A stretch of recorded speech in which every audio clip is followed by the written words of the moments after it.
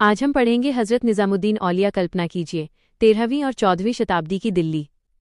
एक ओर शाही महलों में सत्ता और राजनीति के फैसले लिए जा रहे हैं, तो दूसरी ओर दिल्ली की गलियों में एक ऐसी आवाज़ गूंज रही है जो किसी राजा या सैनिक की नहीं, बल्कि प्रेम, मानवता और सेवा की आवाज़ है।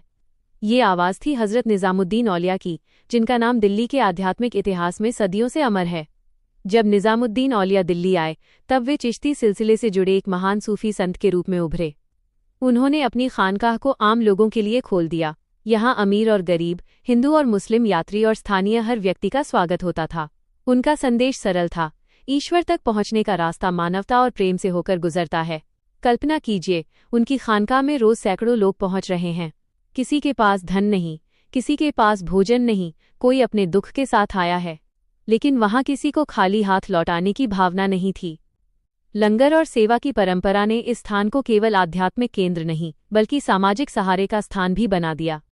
समय आगे बढ़ा, निज़ामुद्दीन औलिया ने शाही सत्ता से दूरी बनाए रखी। दिल्ली के कई सुल्तानों ने उनसे मिलने की इच्छा जताई, लेकिन उन्होंने सत्ता और आध्यात्मिक जीवन को अलग रखने को प्राथमिकता दी। इसी कारण उनकी स्वतंत्रता और नैतिक प्रतिष्ठा और भी बढ़ती गई।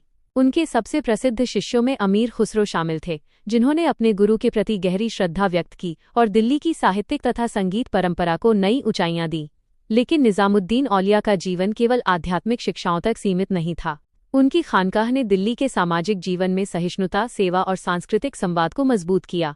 उनकी शिक्षाओं ने चिश्ती परंपरा को व्यापक जनसमुदाय तक पहुंचाया और दिल्ली की गंगा जमुनी तहजीब के विकास में महत्वपूर्ण भूमिका निभाई।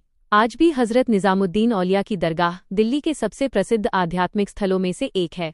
यहाँ हर शाम कव्वाली की आवाज़, प्रार्थना और श्रद्धालुओं की भीड़ उस परंपरा को जीवित रखती है जो 700 वर्षों से अधिक समय से दिल्ली का हिस्सा है।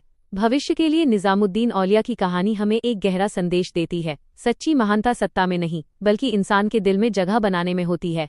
उनके जीवन ने दिखाया कि प्रेम, सेवा और करुणा किसी भी दीवार से अधिक शक्तिशाली होते हैं। दिल्ली की मिट्टी आज भी उनकी खानकाह से यही संदेश देती है, इंसानियत से बड़ा कोई धर्म नहीं और प्रेम से बड़ी कोई शक्ति नहीं।